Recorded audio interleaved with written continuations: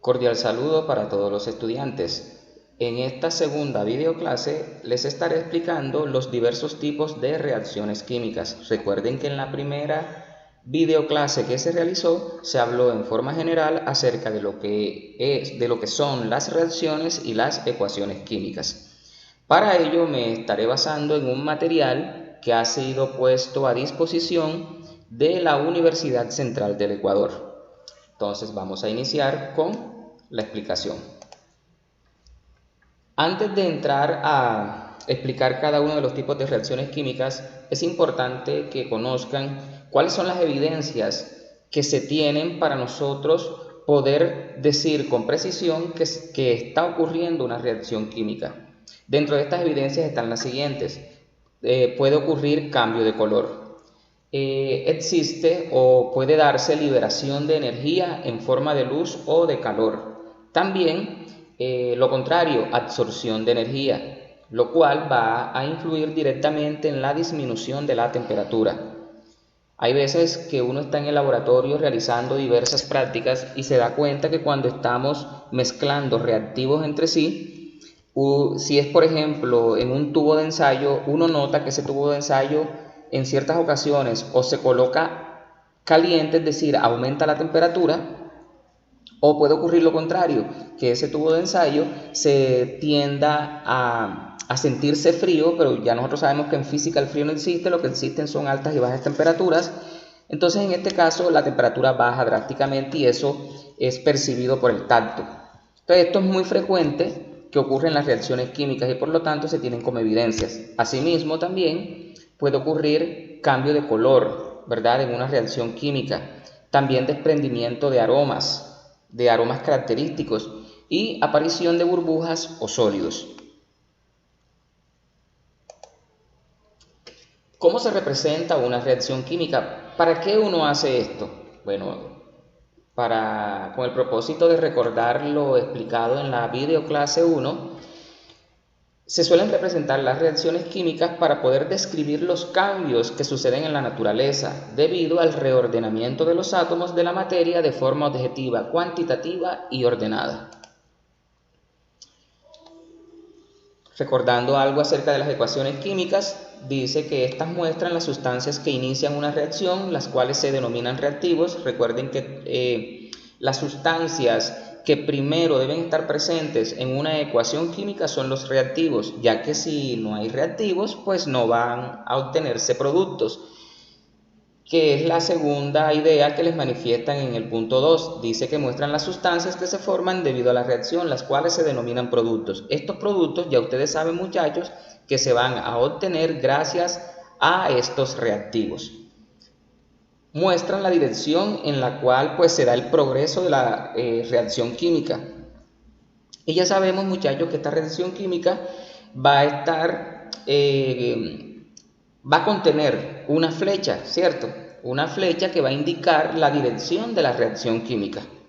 Ya ustedes saben que estas reacciones pueden ser irreversibles o reversibles. Más adelante estaremos ahondando nuevamente al respecto. Por ejemplo, aquí tenemos dos reactivos, reactivo 1, reactivo 2. Fíjense que aquí aparece la flecha. ¿Qué significa eso? Que la dirección en la que apunte la flecha nos da a entender cuáles son los productos que se van a obtener en la reacción química. Aquí tenemos estos dos reactivos, ocurre el reordenamiento de los átomos y van a dar origen a estos productos. Esto es un ejemplo muy general. Ahora más adelante, cuando comencemos a explicar los tipos de reacciones químicas, se van a dar cuenta que esto que se les está mostrando puede ser así o también se presentan otras situaciones. Aquí está la simbología y lo que significa cada uno de estos aspectos que se tienen en cuenta en las reacciones químicas. Por ejemplo, el signo más se usa para separar tanto a los reactivos como a los productos. Ya sabemos que la flecha va a indicar el orden de la reacción. Esta flecha puede ser hacia la derecha o puede ser a ambos lados. La S minúscula entre paréntesis significa que es una sustancia en estado sólido. La L minúscula entre paréntesis, estado líquido. La letra G entre paréntesis, estado gaseoso. Y las letras AC o AQ significa que se encuentra en solución acuosa o en presencia de agua. Antes de iniciar con la explicación de los tipos de reacciones, es importante que se sepa qué es un coeficiente, y en forma general, muchachos, los coeficientes son números grandes, enteros, positivos, que se escriben antes de las fórmulas químicas, así como se los estoy señalando aquí en estos ejemplos en rojo. Este número que estoy encerrando en rojo significa que este es un coeficiente químico, es decir, un número grande, entero, positivo, que se va a escribir delante de la fórmula química, ¿oyeron? Más adelante, cuando expliquemos el tema de balanceo de ecuaciones químicas, se van a dar cuenta la importancia de estos coeficientes. Estos coeficientes en una reacción química son importantes porque ellos permiten demostrar el cumplimiento de la ley de la conservación de la materia y la ley de Proust, que recuerdan ustedes en la videoclase 1, son dos leyes que se deben cumplir en las reacciones químicas. Permítanme y borro esto que escribí. Bien.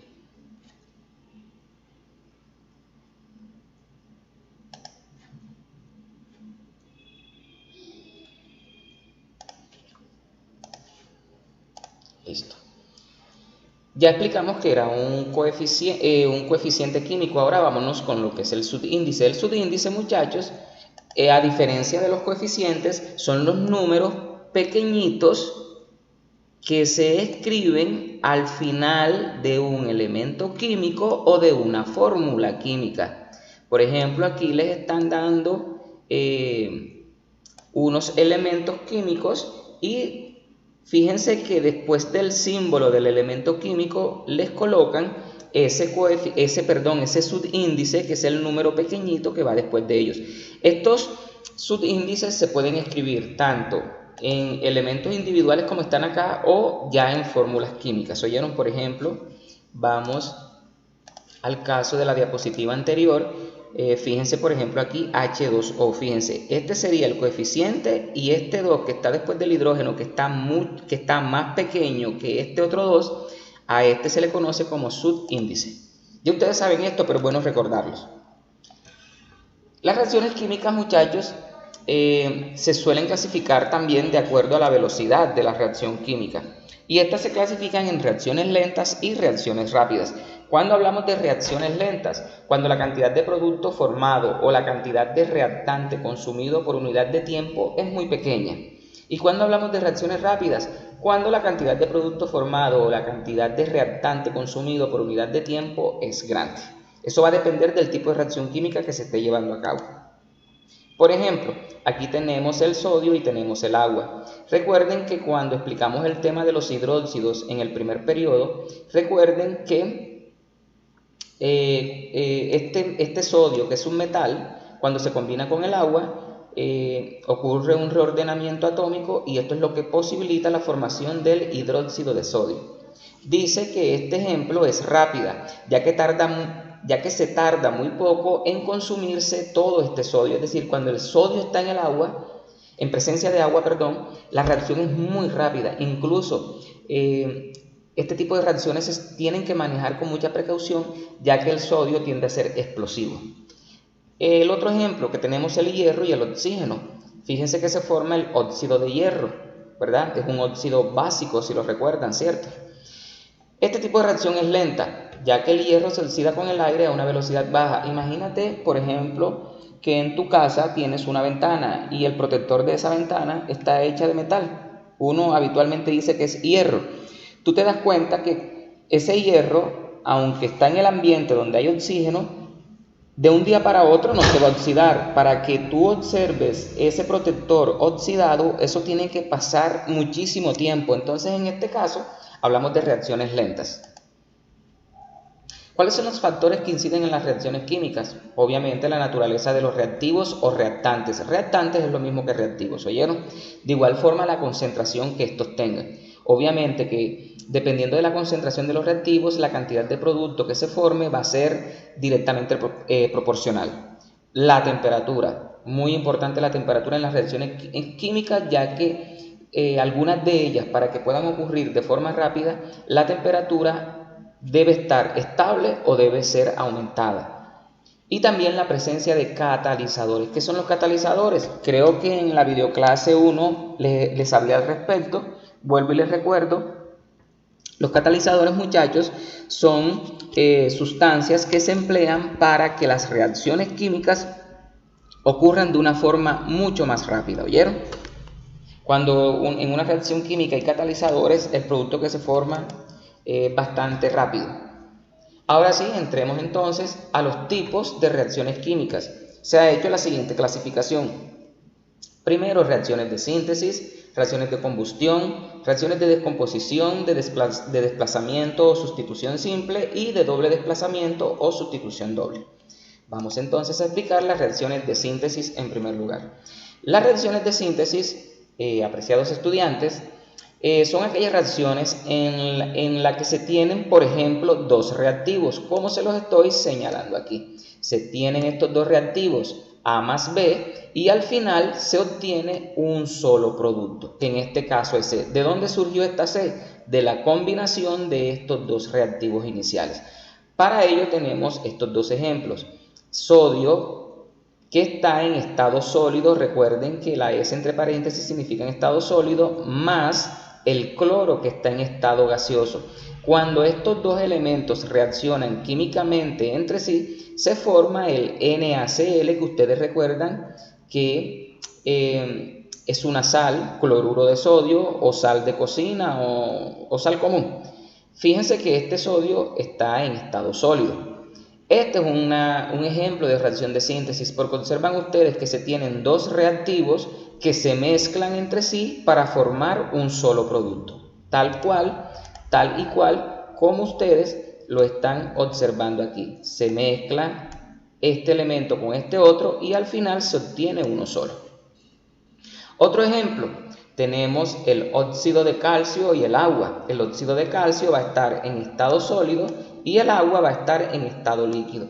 Fíjense que cuando ellos reaccionan químicamente, se obtiene un solo producto, que es el hidróxido de calcio, que va a estar en estado sólido. Es decir, tenemos dos reactivos, reactivo 1, reactivo 2, y al final se van a obtener ¿cuántos productos? Un solo producto. Aquí, por ejemplo, tenemos este otro reactivo, el dióxido de azufre, ¿verdad? Y tenemos el oxígeno. Al final se mezclan estos dos reactivos y dan origen a un solo producto, el trióxido de azufre. Pues fíjense ustedes lo comprensible que es la reacción de síntesis. Pasamos luego a, perdón, déjenme y borro esas dos rayones que hice allí. Muy bien, disculpen un momento. Ahora tenemos las reacciones de combustión. En las reacciones de combustión, miren lo que dice acá, en este tipo de reacciones, el oxígeno, miren aquí, el elemento clave en las reacciones de combustión es el oxígeno, ¿oyeron? El oxígeno es el protagonista en este tipo de reacciones, es el protagonista. Dice que el oxígeno se combina con otra sustancia y se va a dar la liberación de energía, ya sea en forma de luz o de calor. Las reacciones de combustión ocurren de forma común en nuestra vida cotidiana, muchachos. Y aquí se les presentan algunos ejemplos. Primero, combustión del carbón para producir energía eléctrica. Por ejemplo, creo que la India, si no estoy mal, es uno de los mayores productores y consumidores de carbón a nivel mundial. De allí que en esta nación los índices de contaminación sean tan altos. ¿Y por qué esto es así? Ya que en la India para la obtención de energía se emplea el carbón, ¿oyeron? Entonces, de ahí deducen ustedes el impacto ambiental negativo que genera la quema de este carbón. Entonces, aquí en el primer ejemplo les están hablando al respecto. Les están diciendo que aquí tenemos este carbón que está en estado sólido y a él lo ponen a reaccionar con el oxígeno. Como en este caso el carbón está reaccionando con el oxígeno, por eso se le llama reacción de combustión. Recuerden que todas las reacciones de combustión deben darse en presencia de oxígeno. Yo les coloco otra situación que incluso la pueden hacer desde la casa en este momento si lo desean. Tomen una vela, esa vela la encienden y la dejan prendida. Pueden coger un recipiente, preferiblemente transparente, y lo colocan encima de la vela encendida. Notarán ustedes que cuando coloquen ese recipiente encima de la vela, es decir, que la cubra totalmente, que no permita que el aire entre donde está la vela encendida, notarán ustedes, muchachos, que la llama comienza a minimizarse cada vez más hasta que se extingue totalmente. ¿Y esto por qué ocurre? Porque allí estaba ocurriendo una reacción de combustión. Como ustedes colocaron ese recipiente que impidió que el oxígeno que está en el aire estuviese reaccionando, ¿verdad?, con la vela, entonces, con el pistilo de la vela, entonces obviamente que al no haber oxígeno, la llama no se va a producir, porque fíjense que ahí no se está liberando energía, ¿verdad? Como no se estaba liberando energía, al no haber oxígeno, entonces por esa razón la llama se apaga, ¿oyeron? Entonces es un ejemplo típico de reacciones de combustión. Y obviamente que en este caso el producto va a ser dióxido de carbono. Recuerden que el dióxido de carbono, muchachos, es un gas, ¿verdad?, que, bueno, nosotros tenemos, digamos que contacto directo con este tipo de gas, con el dióxido de carbono, CO2, porque en primer lugar es el producto que se obtiene del proceso de respiración celular que ocurre en nosotros. También ustedes saben que ese dióxido de carbono es el que absorben las plantas para el proceso de la fotosíntesis. Y a su vez, este dióxido de carbono es el responsable del calentamiento global. Al haber tanto dióxido de carbono en la biosfera, en la atmósfera, entonces esto es lo que conlleva que haya, digamos, que todos estos problemas ambientales, ¿oyeron? Otro ejemplo, combustión del gas natural para producir energía mecánica y térmica. Por ejemplo, cuando nosotros encendemos la estufa, ¿cierto?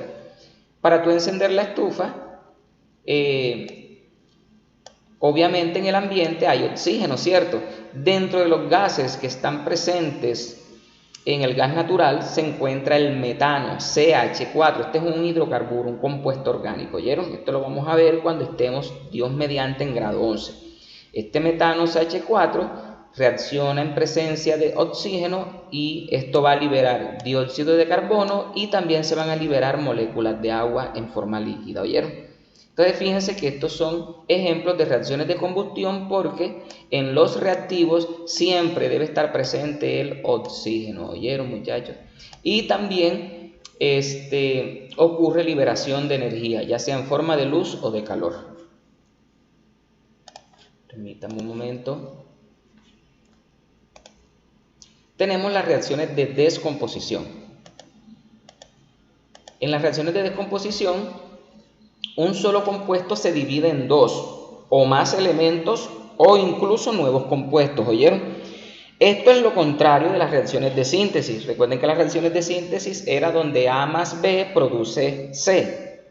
Es decir, dos reactivos originaban un solo producto. Acá es lo contrario. Acá se tiene un solo producto. Fíjense, aquí está uno solo. Y este solo producto va a dar origen a dos productos. Reacciones de descomposición, es decir, se descompone. Ejemplo, aquí tenemos, ¿verdad? Aquí tenemos, esto es una sal, una sal ácida, aquí la tenemos, y fíjense que va a dar origen a dos productos. Reacción de descomposición, un solo reactivo que va a dar origen a dos productos.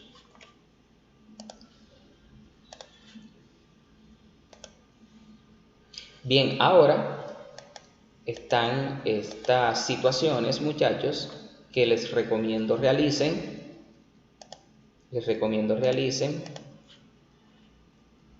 Para poner en práctica lo que se ha explicado hasta el momento. Les pido disculpas que me estoy saliendo de la pantalla, es porque estoy trabajando con un programa que me permite, como lo están observando, escribir en la pantalla, y una vez activo este programa, me tengo que salir inmediatamente para poder darle entonces el comando a las diapositivas, ¿oyeron? Entonces les pido esa excusa de antemano, ¿oyeron? Y también soy nuevo en usar este tipo de herramienta. Entonces, ustedes saben que la práctica es la casa del maestro. Les confieso que esta es la primera clase que estoy haciendo con este tipo de herramienta y de antemano, vuelvo y les repito, les pido excusa al respecto. Recuerden que estoy tratando de hacer lo mejor posible para que estas videoclases, muchachos, sean lo más entendibles para ustedes y ustedes se sientan tranquilos y cómodos en la casa y no tengan necesidad de estar buscando refuerzo ni estar ustedes lamentándose de que no comprendemos. No, antes por el contrario, ¿oyeron? Quiero que la explicación que les estoy dando aquí sea lo más clara posible, ¿oyeron? Bueno, entonces miren, aquí están estas situaciones. Dice, escribe las ecuaciones químicas para las siguientes reacciones y clasifícalas en tantas categorías como te sea posible. Entonces aquí te están describiendo, tú vas a escribir las reacciones químicas. Tú estás ya en capacidad de hacerlo porque recuerda que en el primer periodo viste el tema de nomenclatura química inorgánica. Entonces, muchachos, estoy seguro de que ya ustedes tienen la competencia para poder resolver estas tres situaciones que aquí se plantean. Primero, los sólidos. Mira que te están clarificando el estado en el que se encuentran. Los sólidos, aluminio y azufre, reaccionan para producir sulfuro de aluminio. Entonces les voy a dar una pequeña ayuda aquí, una gran ayuda más bien. Se la voy a escribir aquí en esta partecita, o no, vámonos a, aquí mismo para que la puedan observar. Dice, los sólidos aluminio. Entonces me están diciendo que el aluminio ¿está en qué estado? Está en estado sólido, ¿verdad? Entonces yo lo escribo, está en estado sólido. Y azufre, entonces fíjense, aquí viene el símbolo más, donde me están indicando, y el azufre también es sólido. Aquí está el azufre.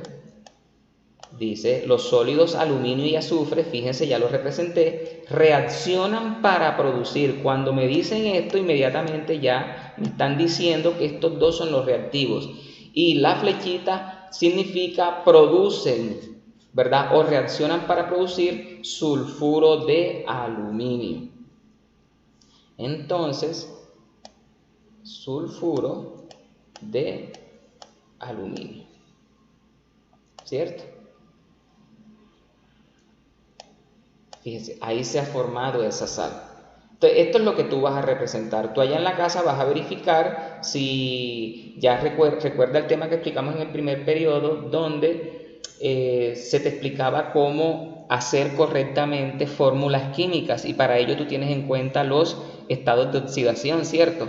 Entonces, te queda esa tarea a ti de verificar si este producto queda así o si le hacen falta sus índices, ¿oyeron? Entonces ya ustedes están en capacidad.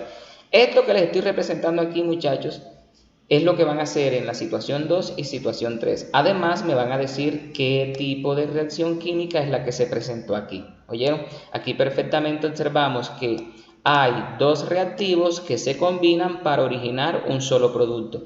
¿Qué tipo de reacción es la que se está presentando aquí? Exactamente la que ustedes están diciendo ahora en este preciso momento. ¿Cuál es? Ok, una reacción de síntesis. Muy bien. De esta manera van a ser en la situación 2. Dice que los gases dióxido de nitrógeno y oxígeno reaccionan para producir pentóxido de dinitrógeno gaseoso. Y en la tercera, el gas etano. Aquí les dan la fórmula del etano. Este es un compuesto orgánico, por eso les están dando la fórmula, porque ustedes aún no han visto esto. Arde en el aire. Aquí te están dando una clave, muchachos, miren. Arde en el aire. Ya aquí ya enseguida te están diciendo el tipo de reacción que se está llevando, que está ocurriendo aquí, produciendo dióxido de carbono gaseoso y vapor de agua. Entonces, muchachos, muy juiciositos, hagan estas dos, terminen la situación 1 y realizan la situación 2 y 3. Muy bien, vámonos ahora con las reacciones de sustitución simple. En estas reacciones de sustitución simple, muchachos, pueden observar ustedes que tenemos dos reactivos, ¿verdad? En este caso A y BX. ¿Qué ocurre aquí? Aquí lo que ocurre es una reorganización de los átomos, ¿oyeron? Una reorganización. ¿Cómo así? Notas tú que en el reactivo, aquí teníamos este reactivo A y teníamos este reactivo BX, pero estás observando tú que luego que ocurre la reacción química, vas a obtener el producto AX y B. ¿Qué ocurrió aquí? Lo que ocurrió fue que este reactivo A va a sustituir a este reactivo B. Por eso se llama reacción de sustitución simple, porque fíjate que está reemplazando a este B que estoy haciendo en verde. ¿Y qué ocurre aquí? Aquí lo que ocurre, muchachos, es que se ha formado este producto AX, que ha sido producto de la combinación de A más B, y aparte, como un reactivo como un producto independiente, se ha obtenido a B. Entonces, este tipo de reacciones donde hay como una recombinación se conocen como sustitución simple. Y aquí les están dando unos ejemplos, muchachos. Aquí les están diciendo que el litio, que está en estado sólido, reacciona con el agua, que está en estado líquido, para producir hidróxido de litio en solución acuosa, y se libera hidrógeno. ¿Qué ocurrió aquí? Notan ustedes que este litio ha reemplazado a los hidrógenos. Fíjate, reemplazó a dos hidrógenos, porque aquí hay 4, 2 por 2, 4, aquí hay 4 hidrógenos, reemplazó a 2. ¿Y qué pasó con los otros 2 hidrógenos que fueron quitados de aquí? Míralos acá donde está. Acá están en el producto, eso tiene hidrógeno. Si te das cuenta, ¿verdad? Es decir, este Li se combina con 2 hidrógenos de aquí y el oxígeno. Los otros 2 hidrógenos que están acá salen libres. Entonces, esta es una reacción de sustitución simple. Acá tenemos también el cobre, que está en estado sólido, con el nitrato de plata. ¿Qué ocurre aquí? Aquí lo que ocurre, muchachos, es... Permítanme borro primero para poderles que no se vaya a enredar. Aquí lo que ocurre, muchachos, es que este cobre, ¿a quién sustituye? Este cobre ha sustituido a esta plata, ¿cierto? Cuando ocurre esta sustitución, entonces se va a formar este nuevo producto, que es nitrato de cobre. Aquí está. Y queda libre la plata. Reacciones de sustitución. Bueno, continuando, acá tenemos otro tercer ejemplo. Tenemos el flúor, que reacciona con el bromuro de sodio. Recuerden que esta es una sal. ¿Qué ocurre aquí? Este flúor va a sustituir ¿a quién? Al bromo. Lo sustituye. Y al sustituirlo, entonces se forma el fluoruro de sodio y el bromo queda libre. ¿Oyeron? Dice, la capacidad de una sustancia de reaccionar con otra se llama reactividad. ¿Oyeron? Entonces, habrán diferentes niveles de reactividad. Reactividad alta, reactividad baja. Todo esto va a depender de qué tan eficaz es la reacción química que ocurre entre los reactivos. Dice acá que los elementos más reactivos pueden desplazar a los elementos menos reactivos, generándose una reacción. Sin embargo, un elemento menos activo no puede reemplazar a otro más activo, por lo cual no se genera una reacción química. Esta es una regla, muchachos, por decirlo así, que se cumple a cabalidad acá en las reacciones químicas. Oye, los más reactivos, los más activos, siempre van a desplazar al menos reactivo, ¿oyeron? Siempre. Pero aquellos que tengan menor reactividad jamás podrán desplazar a uno más reactivo, porque desde el punto de vista electrónico es imposible, ¿oyeron? Y aquí nos dan esta tabla, donde nos hablan de los metales de acuerdo al nivel de reactividad y también los halógenos. Recuerden que los halógenos, muchachos, son los elementos químicos que van a estar ubicados en el grupo 7A de la tabla periódica. ¿Oyeron? Los halógenos, flúor, cloro, bromo, yodo. Y la flecha nos está indicando el grado de reactividad. Los que están acá más arriba de a donde apunta la flecha serán los más reactivos. Por ejemplo, en los metales el litio es mucho más reactivo que el calcio, a su vez el calcio es mucho más reactivo que el zinc, a su vez el zinc es mucho más reactivo que el plomo y el plomo a su vez es más reactivo que el oro. ¿Oyeron? Por ejemplo, si hay una reacción química y me preguntan si el oro es capaz de desplazar al zinc, la respuesta clara es un rotundo no, porque el oro es menos reactivo o menos activo. ¿Oyeron? Lo mismo ocurre en los halógenos. Los halógenos, el grado de reactividad es primero el flúor, luego el cloro, luego el bromo y por último el yodo. Entonces vamos a verlo acá a través del siguiente ejemplo. Y aquí tenemos, permítanme borro ese 7A en romanos que hice también allí. Entonces aquí tenemos el bromo, ¿verdad? El bromo como un reactivo y tenemos el fluoruro de sodio. Me están diciendo si esta reacción química es posible que ocurra. Si nos regresamos a la tabla, muchachos, nos vamos a dar cuenta perfectamente que acá me están poniendo que el bromo va a desplazar al flúor, bromo y flúor. Entonces observan ustedes en la tabla de los halógenos. Fíjense que en el ejemplo me están diciendo si el bromo es capaz de desplazar al flúor, entonces obviamente la respuesta aquí va a ser no. No, porque el bromo es menos reactivo que el flúor, por lo tanto esta reacción química no va a ser posible, no va a ocurrir una reacción, ¿oyeron? Para el caso de este hierro que lo tenemos como reactivo, y al sulfato de cobre que también lo tenemos como reactivo, ¿sí será capaz el hierro de desplazar al cobre? Observemos en la tabla, aquí tenemos el hierro, ¿dónde está? Aquí, y por acá tenemos el cobre. Miren, ¿cuál es más reactivo? Es más reactivo el hierro que el cobre, ¿cierto? Por lo tanto, esta reacción química sí va a ocurrir. ¿Qué va a ocurrir aquí? Aquí lo que va a ocurrir, muchachos, es que este hierro va a sustituir a este cobre y se va a formar, por tanto, el sulfato de hierro y va a quedar libre, ¿quién? El cobre. Entonces, fíjense que aquí sí se lleva a cabo el proceso. Ahora, este tercer ejemplo, el magnesio más cloruro de aluminio. Observemos entonces el nivel de reactividad del magnesio con el aluminio, ¿verdad? Porque estamos hablando aquí de los metales.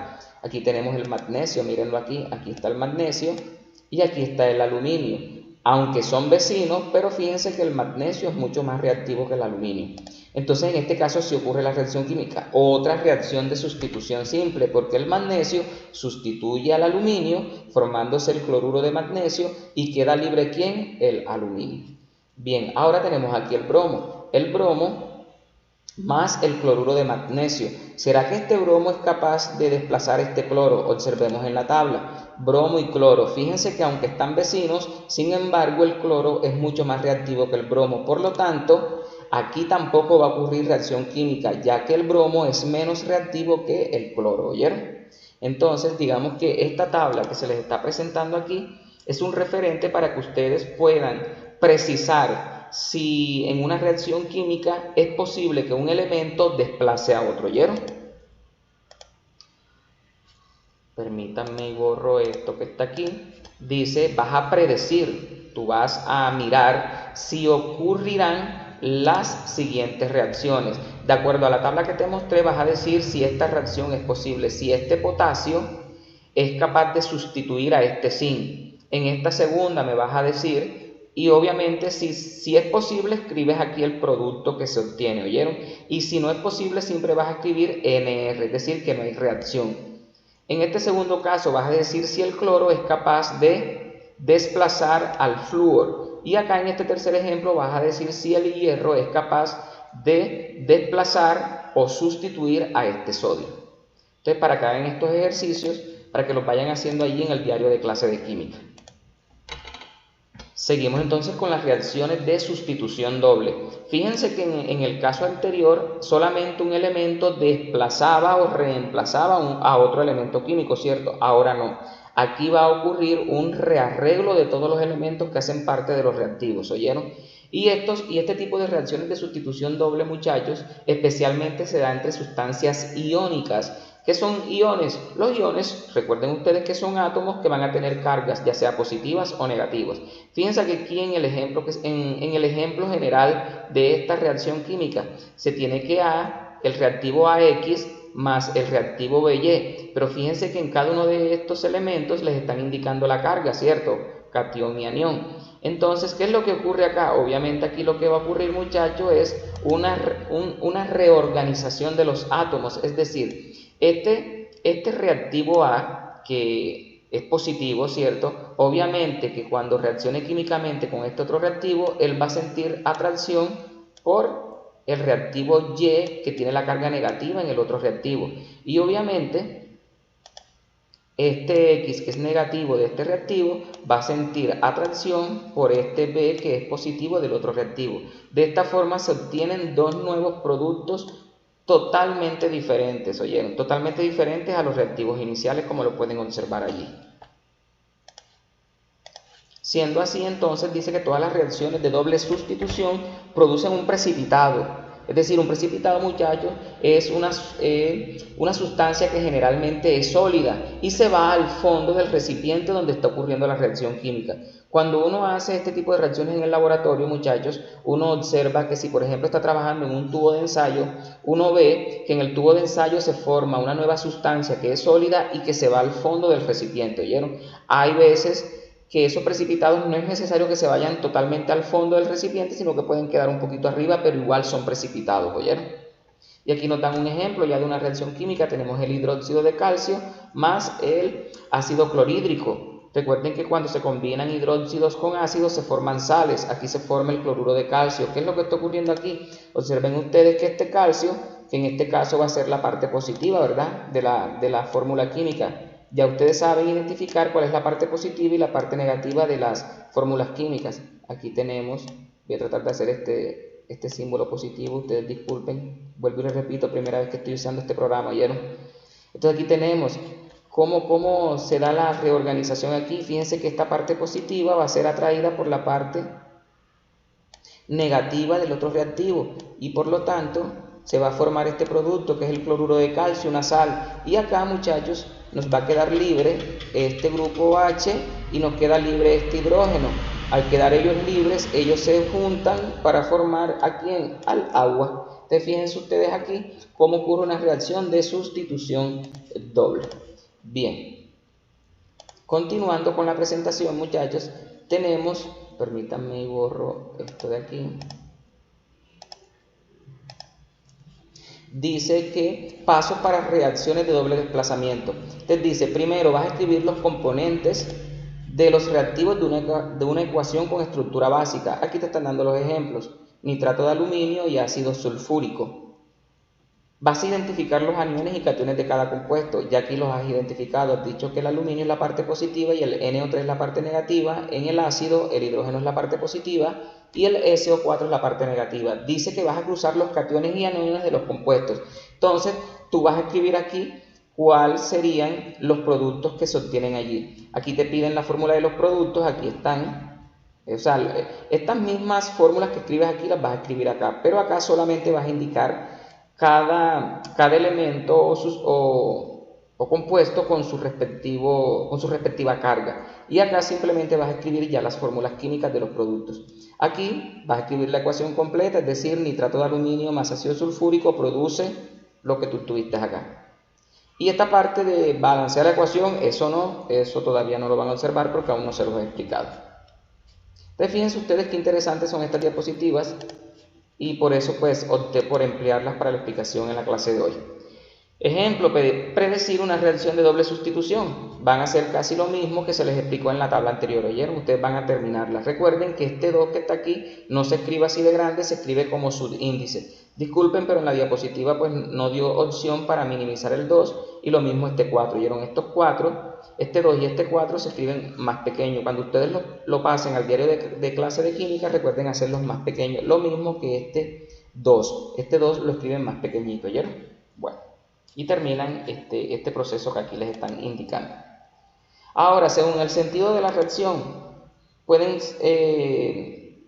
tenerse dos reacciones de tipo reversible y de tipo irreversible. Ya yo les hablé de esto en la primera videoclase, sin embargo les voy a repetir nuevamente y dice acá que una reacción química reversible es aquella en la que las sustancias resultantes, es decir, los productos, pueden seguir reaccionando entre sí para dar origen nuevamente a los reactivos, como por ejemplo aquí tenemos el nitrógeno y el hidrógeno, forman el NH3, amoníaco. Este puede seguir reaccionando químicamente para nuevamente obtener nitrógeno e hidrógeno. Lo mismo aplica para acá y para este tercer ejemplo, ¿oyeron? Irreversibles, hombre, que una vez han reaccionado químicamente los reactivos y se ha obtenido el producto, la reacción se detiene hasta ahí. Los productos no van a seguir reaccionando para obtener reactivos, no. Porque fíjense que la flecha apunta a una sola dirección. Para el caso de las reacciones reversibles, fíjense que la flecha apunta en ambas direcciones, ¿oyeron? En cambio que en las irreversibles, la flecha apunta hacia una sola dirección, como en los ejemplos que acá les están mencionando. También tenemos reacciones químicas según la energía que esté implicada en el proceso. Pueden ser tanto exotérmicas como endotérmicas. Para el caso de las reacciones exotérmicas, estas ocurren cuando ocurre desprendimiento o liberación de calor. El calor en química, muchachos, se va a representar con este símbolo que parece un triángulo, ¿cierto? Este triángulo significa en química que la reacción química está ocurriendo en presencia de calor o hay calor que está interviniendo, ¿oyeron? Como en este caso. Fíjese que aquí están estos dos reactivos y tienen estos dos productos y además de ellos se ha liberado calor. Por ejemplo, cuando uno está en el laboratorio y uno está haciendo una reacción química exotérmica, si uno la está haciendo en un tubo de ensayo, cuando tú tocas el tubo de ensayo, él se coloca caliente, la temperatura aumenta. Eso significa que es exotérmica, que está liberando calor, por eso tú lo sientes, ¿oyeron? No, creo que no voy a errar en mencionarles, por ejemplo, lo que ocurre en la plancha. En una plancha, cuando tú tienes la camisa o el pantalón o lo que sea que esté arrugado, tú coges esa plancha, la enchufas, se coloca caliente. ¿Qué está liberando esa plancha? Está liberando calor. Por eso les dije que de pronto no estoy fallando en decir que puede tratarse de una reacción de tipo exotérmico. Y aquí les dan unos ejemplos, muchachos. Fíjense ustedes que en todos estos ejemplos, independiente de la cantidad de reactivos que estén en la reacción, siempre en el producto, ¿qué se va a estar liberando? Siempre se va a estar liberando calor. ¿Sí se están dando cuenta, cierto? Calor, aquí no es calor, aquí es calor. ¿Listo? Entonces estas son las reacciones exotérmicas. Reacciones endotérmicas, muchachos, lo contrario. En lugar de liberar calor, lo que hace es que se absorbe el calor. Por ejemplo, en el laboratorio, tú estás trabajando en un tubo de ensayo con dos reactivos y una vez ocurre la reacción, tú notas que el tubo de ensayo baja la temperatura. Es decir, como dice uno comúnmente, se coloca frío. Entonces, ese es un indicativo de que es una reacción endotérmica, ¿oyeron? Por ejemplo, aquí tenemos, miren, a diferencia de las reacciones exotérmicas donde en los productos se libera calor, en las reacciones endotérmicas es lo contrario. En el reactivo es donde vamos a tener ese calor o energía, que es lo mismo, ¿cierto? La energía puede ser en forma de calor o de luz. Entonces, esa energía va a estar actuando en el reactivo. Va a estar actuando en el reactivo. Y tenemos un ejemplo bastante común, que es el de la fotosíntesis. Fíjense que para que la fotosíntesis ocurra se les requiere agua, se requiere dióxido de carbono y se requiere luz. Fíjense que la luz es una forma de energía, por lo tanto aquí se está absorbiendo energía, ¿oyeron? Y al absorberse esa energía es lo que permite que se produzca este carbohidrato que es glucosa, ¿verdad? Un monosacárido y oxígeno, ese oxígeno que nos regalan las plantas todos los días sin cobrarnos nada, ¿cierto?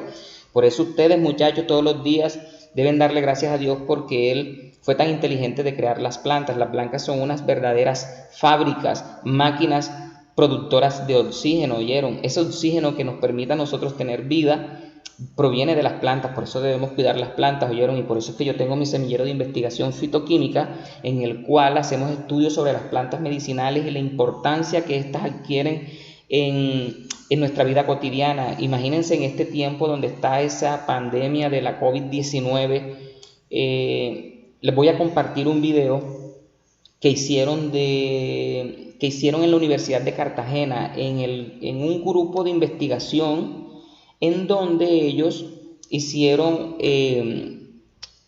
una indagación acerca de las investigaciones que han hecho sobre plantas medicinales que tienen actividad antivírica. Y allí mencionan, muchachos, un montón de plantas que tenemos nosotros aquí en Planeta Rica, que la tenemos como por hierbas, como por malezas, y ya han sido probadas en el laboratorio que pueden y lo hacen, combaten a los virus, ¿oyeron? Entre esas el toronjil. Les voy a compartir ese video para que se lo vean, ¿oyeron? Y de paso los invito para que todo aquel que quiera ser parte de este semillero, pues Dios mediante, cuando ya pase toda esta pandemia, poder nuevamente reiniciar las actividades en el laboratorio. Otro ejemplo que tenemos es el ozono, muchachos. Miren, el ozono. El ozono, ¿cómo se forma? Tenemos moléculas de oxígeno, absorbe la energía, en este caso luz ultravioleta, que es la que proviene del sol, y se forma el ozono 2 o 3. ¿Qué es el ozono? O3, el oxígeno molecular que nosotros respiramos, ¿cuál es? O2. Ejemplos claros de reacciones endotérmicas. Ahora vamos a ver las reacciones de acuerdo a la transferencia de protones, ácidos o bases. Vamos a ser un poco rápidos acá. Características de los ácidos, ya las estudiamos en el primer periodo, las características de las bases.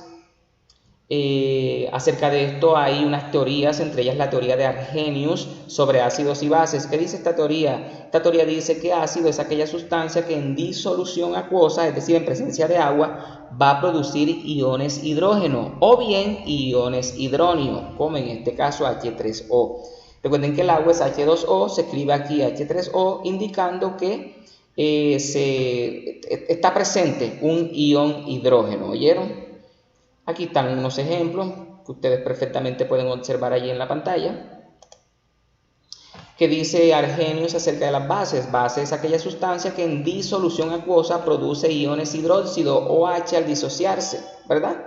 Por ejemplo aquí, este hidróxido de sodio en presencia de agua va a liberar los iones sodio y los iones hidróxido. Otra teoría, ya mencionamos la de Arrhenius, ahora la de Bronsted-Lowry. ¿Qué dice sobre los ácidos esta teoría? Que ácido es toda sustancia capaz de ceder protones o iones hidrógeno, muy similar a lo que dice Arrhenius. Y base es toda sustancia capaz de aceptar protones. Fíjense que en Arrhenius, en las bases, se liberan iones hidróxido, ¿verdad? Acá en las bases no. Ese protón, ese ion hidrógeno que se liberó a partir del ácido, ¿por quién es captado o aceptado? Por la base. Entonces a este tipo de sustancias se lo conoce como teoría Bronsted-Lowry. Por tanto, cada ácido o cada base tendrán respectivamente una base o un ácido conjugado existiendo en equilibrio entre ambos. ¿Qué significa eso? Que si tenemos un ácido y tenemos una base, a su vez ese ácido puede actuar como base y esta base puede actuar como ácido. Digamos que como que se intercambian los roles aquí en este tipo de teorías, ¿oyeron? Fuerza relativa de ácidos y bases se entiende por ácidos o bases fuertes aquellos que en disolución acuosa se encuentran totalmente disociados. El equilibrio está totalmente desplazado hacia la derecha, ¿sí? Aquí les presentan la reacción química entre el ácido clorhídrico y el agua. Aquí se libera el cloro y este hidrógeno que estaba aquí con el cloro es aceptado por el agua, que en este caso pues actúa como un ion, el ion hidrógeno, y por eso aquí se forma este protón. Aquí tenemos una tabla de los ácidos fuertes y las bases fuertes. Las pueden observar allí perfectamente. Y terminamos con las reacciones de transferencia de electrones o de óxido-reducción. De forma muy general, muchachos, porque esto lo vamos a ver ahorita, que les explique el balanceo de ecuaciones por el método redox, por el método de reducción y oxidación. ¿Cuándo se habla de oxidación? Hombre, cuando un átomo pierde electrones. ¿Y cuándo se habla de reducción? Cuando un átomo gana electrones. ¿Oyeron? Oxidación, pérdida de electrones; reducción, ganancia de electrones. ¿Oyeron? Aquí nos dan un ejemplo, nos dicen que si introducimos un electrodo de cobre en una disolución de nitrato de plata, de manera espontánea el cobre se oxidará y se reducirá pasando a ser plata metálica. Acá tenemos otro ejemplo del zinc con el nitrato de plomo. Dice comprobar que la reacción de formación de hierro es una reacción redox, es decir, que hay ganancia y pérdida de electrones. Esto todavía no lo vamos a hacer, oyeron, porque vuelvo y les repito, no quiero de pronto pues que se vayan a asustar con esto, no. Cuando veamos el tema de balanceo por el método redox, esto nos va a quedar totalmente claro. Es simplemente para que ustedes vayan manejando la terminología que vamos a usar en la próxima videoclase con el favor de Dios. Aquí nos dicen, formule, complete y ajuste las siguientes reacciones, justificando de qué tipo son. Cloruro de sodio más amoníaco, carbonato cálcico más calor. Bueno, aquí sí, esto lo puedes hacer. Vas a escribir las fórmulas químicas de los reactivos y de los productos que se obtienen, ¿oyeron? Aquí no te están mencionando, pero aquí se obtienen unos productos. Lo mismo que en el punto B, ¿oyeron? Y van a decir el tipo de reacción que se está llevando a cabo allí. Todo esto lo van a hacer en el diario de clase, ¿oyeron, muchachos? Tipos de reacciones de precipitación. Dos compuestos iónicos acuosos forman un nuevo compuesto iónico que no es soluble en agua. Cuando les hablamos del precipitado que se forma cuando ocurren reacciones químicas, recuerden que les mencioné que cuando uno trabaja, por ejemplo, en el laboratorio, está con un tubo de ensayo. Ahí tiene dos reactivos, por ejemplo.